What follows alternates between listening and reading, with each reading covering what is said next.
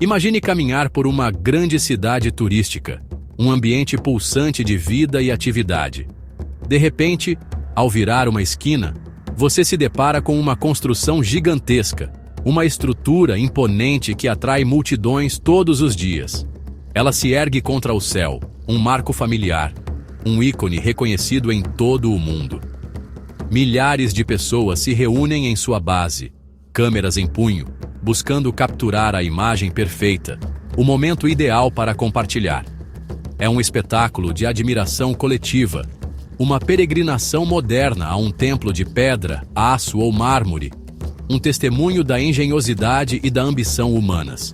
Esses monumentos parecem estar ali apenas para fotos e cartões postais, símbolos estáticos de uma cultura ou de uma nação. Contudo, essa percepção é apenas a superfície.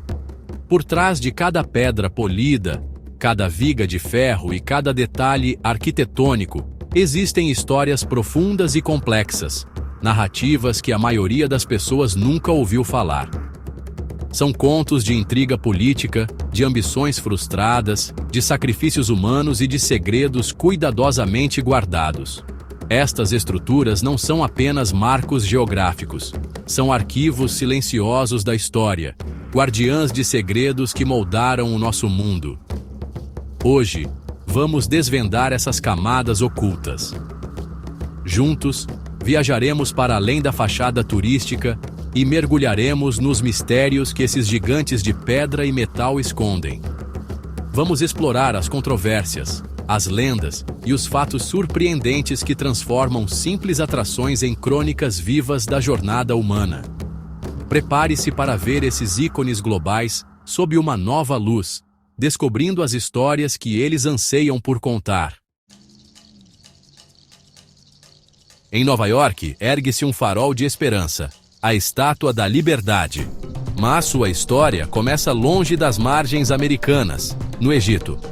O escultor Frédéric Auguste Bartholdi projetou inicialmente uma estátua colossal, o Egito trazendo a luz à Ásia, para adornar a entrada do Canal de Suez. A figura seria uma camponesa egípcia segurando uma tocha. No entanto, o projeto foi rejeitado por ser caro demais. Bartholdi, incansável, adaptou sua visão e a ofereceu à jovem nação americana, um presente da França para celebrar a aliança e os ideais republicanos. A dama que hoje conhecemos, portanto, nasceu de uma ambição frustrada no deserto. Além de sua origem inesperada, a estátua está repleta de simbolismo. A coroa de 7 pontas representa os 7 continentes e os 7 mares, um farol de liberdade para todo o mundo. Aos seus pés, correntes quebradas simbolizam o fim da opressão, uma referência direta à abolição da escravatura nos Estados Unidos. Contudo, na época de sua inauguração em 1886, essa mensagem era profundamente irônica. Para os afro-americanos, que ainda enfrentavam a segregação e a violência sistêmica, a estátua representava uma promessa vazia, um ideal de liberdade que a nação ainda estava longe de alcançar para todos os seus cidadãos. No topo do Corcovado, o Cristo Redentor abraça a cidade do Rio de Janeiro. Sua construção, no entanto, foi o clímax de uma acirrada disputa entre a Igreja Católica e o Estado laico, estabelecido com a Proclamação da República em 1889. A estátua foi concebida como um poderoso símbolo para reafirmar a influência católica em um país que se secularizava rapidamente. Foi uma declaração de fé em escala monumental, financiada inteiramente por doações de fiéis de todo o Brasil.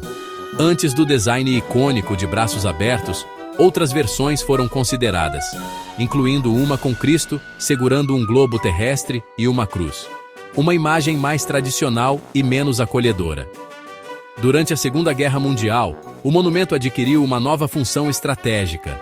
O Brasil, embora inicialmente neutro, acabou se alinhando aos aliados. O Cristo Redentor, visível de quase todos os pontos da cidade, tornou-se um ponto de referência crucial para a navegação aérea e marítima.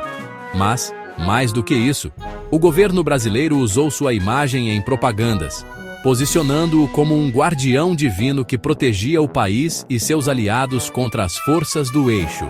A estátua, que nasceu de uma disputa interna, foi transformada em um símbolo de proteção e posicionamento geopolítico em um conflito global. A Torre Eiffel, hoje o coração de Paris, foi recebida com desprezo por grande parte da elite artística e literária da cidade. Na época de sua construção para a Exposição Universal de 1889, foi chamada de esqueleto inútil e monstruoso e chaminé de fábrica trágica. Um grupo de artistas proeminentes, incluindo o escritor Guy de Maupassant, publicou uma carta aberta protestando contra a torre ridícula que dominaria Paris como uma mancha de tinta odiosa. O plano original era que a estrutura fosse temporária, destinada a ser desmontada após 20 anos. Sua sobrevivência não foi garantida por sua beleza, mas por sua utilidade. O que salvou a Torre Eiffel da demolição foi sua importância estratégica. Seu criador, Gustave Eiffel, argumentou fervorosamente por seu valor científico. No topo da torre, ele instalou um laboratório de meteorologia e, crucialmente, uma antena de rádio. Esta antena provou ser inestimável para as telecomunicações, desempenhando um papel vital durante a Primeira Guerra Mundial ao interceptar comunicações inimigas. A torre, antes rejeitada como uma monstruosidade, tornou-se um ativo militar indispensável. Sua engenharia também é notável. Ela foi projetada para balançar levemente com o vento, uma flexibilidade que lhe permite resistir a tempestades que teriam derrubado uma estrutura rígida. As pirâmides de Gizé, sentinelas do deserto, são muito mais do que tumbas grandiosas. Eram instrumentos de poder político, projetados para solidificar o status divino do faraó. A construção de uma pirâmide não era apenas um projeto de engenharia, mas um empreendimento nacional que unia o reino sob um propósito comum, demonstrando a autoridade e a capacidade organizacional do governante. Ao contrário do mito popular de que foram construídas por escravos, evidências arqueológicas, como os cemitérios dos trabalhadores encontrados nas proximidades, mostram que a mão de obra era composta por trabalhadores qualificados e bem alimentados. Eram artesãos, engenheiros e operários que viviam em cidades construídas para eles, dedicando suas vidas a este projeto sagrado. A precisão com que as pirâmides foram construídas é um testemunho de um conhecimento surpreendente de engenharia e astronomia. A Grande Pirâmide de Quéops está alinhada com os pontos cardeais com uma precisão espantosa, com um erro de menos de 1/10 de grau. Suas faces estão alinhadas quase perfeitamente com o norte, sul, leste e oeste. Além disso, algumas teorias sugerem que os eixos internos apontam para estrelas específicas, como as do Cinturão de Órion, que tinham um significado religioso profundo para os antigos egípcios, ligando o faraó falecido diretamente aos céus. Elas não eram apenas monumentos para a morte, mas portais para a eternidade.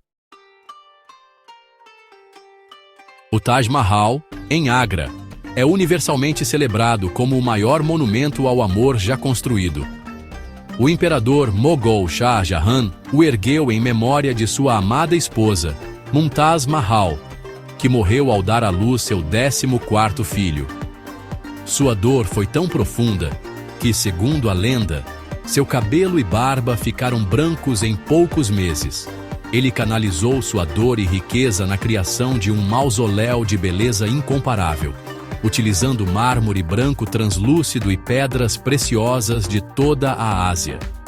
O projeto consumiu a economia do império por mais de 2 décadas, um tributo exorbitante que demonstrava não apenas amor, mas também o poder e a opulência do Império Mogol. No entanto, por trás da fachada romântica, existem relatos sombrios. Uma lenda persistente, embora sem provas concretas, afirma que Shah Jahan ordenou que as mãos dos arquitetos e artesãos fossem amputadas após a conclusão da obra, para que nunca pudessem replicar sua beleza. Embora provavelmente seja um mito, ele reflete a natureza brutal do poder na época. O design do Taj Mahal, embora único, não surgiu do vácuo. Ele incorpora influências persas, islâmicas e indianas. Uma fusão arquitetônica que reflete a diversidade cultural do Império Mogol, tornando-o um símbolo complexo de amor, poder, sacrifício e sincretismo cultural. No meio da planície de Salisbury, na Inglaterra, ergue-se Stonehenge, um dos maiores mistérios pré-históricos do mundo. Seu propósito exato permanece um enigma que intriga arqueólogos e historiadores há séculos. As teorias são vastas e variadas. Alguns acreditam que era um sofisticado observatório astronômico, alinhado com os solstícios de verão e inverno, permitindo que as comunidades neolíticas marcassem as estações e previssem eventos celestes. Outros sugerem que era um local sagrado para rituais, talvez um centro de cura, como evidenciado pelos restos humanos com sinais de doença encontrados enterrados no local, ou um lugar de veneração aos ancestrais. O maior desafio para os estudiosos é entender como seus construtores, há mais de 4.500 anos, conseguiram transportar as pedras maciças. As pedras azuis menores, pesando até 4 toneladas cada, foram rastreadas até as colinas Preseli, no país de Gales, a mais de 240 quilômetros de distância.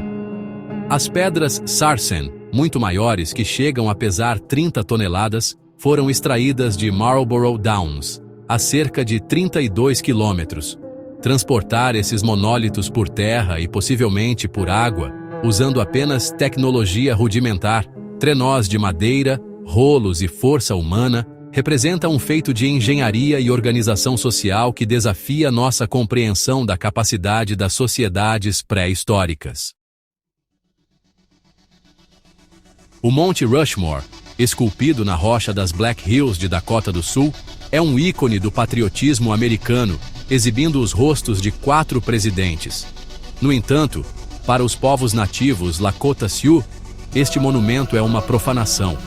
As Black Hills, ou Parrassapa, são terras sagradas para eles, um lugar central para sua espiritualidade e cultura.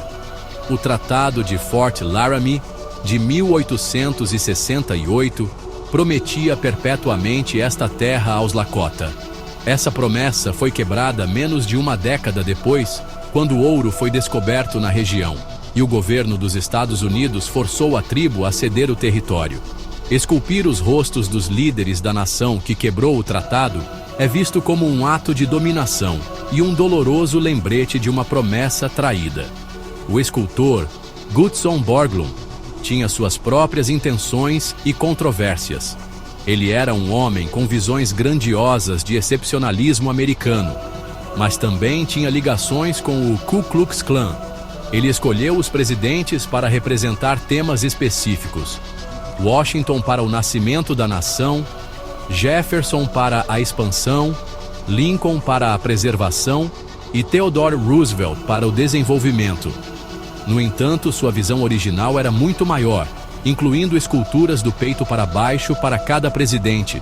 A falta de financiamento e sua morte prematura deixaram o monumento como o conhecemos hoje, uma obra inacabada que carrega o peso de uma história de conquista, deslocamento e conflito cultural não resolvido.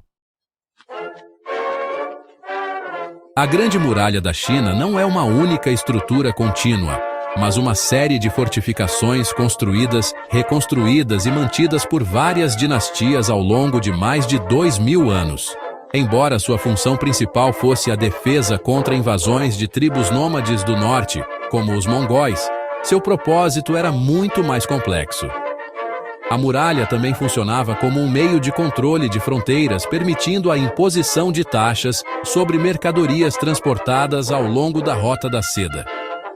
Servia como um sistema de comunicação com torres de vigia, usando sinais de fumaça e fogo para transmitir mensagens rapidamente através de vastas distâncias, e como um corredor de transporte para tropas e suprimentos. A construção deste colossal projeto teve um custo humano devastador. Estima-se que centenas de milhares, talvez até 1 milhão de trabalhadores, soldados, camponeses e prisioneiros morreram durante sua construção devido a acidentes, exaustão e fome. Muitos foram enterrados dentro da própria muralha, ganhando o apelido de o maior cemitério da Terra. E, finalmente, o mito persistente de que a muralha é o único objeto feito pelo homem visível do espaço a olho nu é, infelizmente, falso. Nenhum astronauta jamais relatou vê-la sem auxílio de telescópios.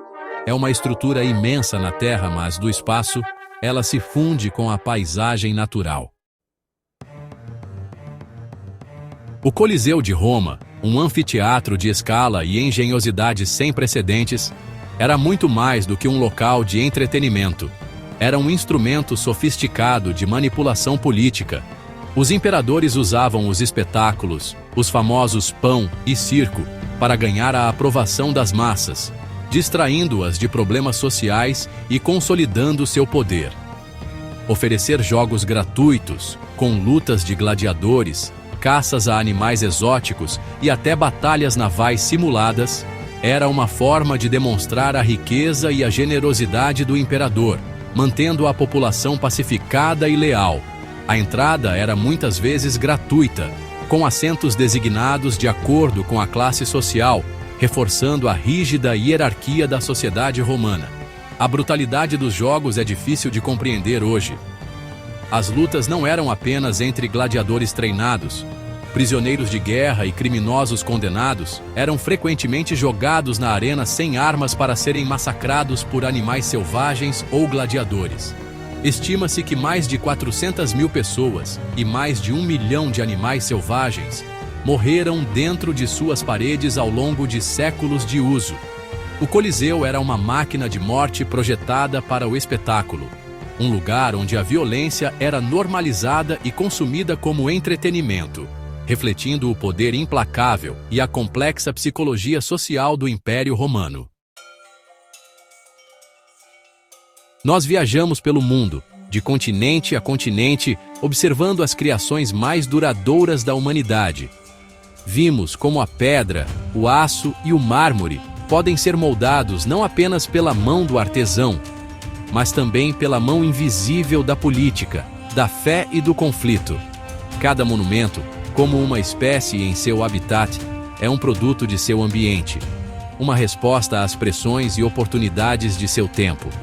Eles se erguem como testemunhas silenciosas, suas superfícies desgastadas pelo tempo, carregando as cicatrizes de histórias não contadas, de promessas quebradas e de sacrifícios esquecidos.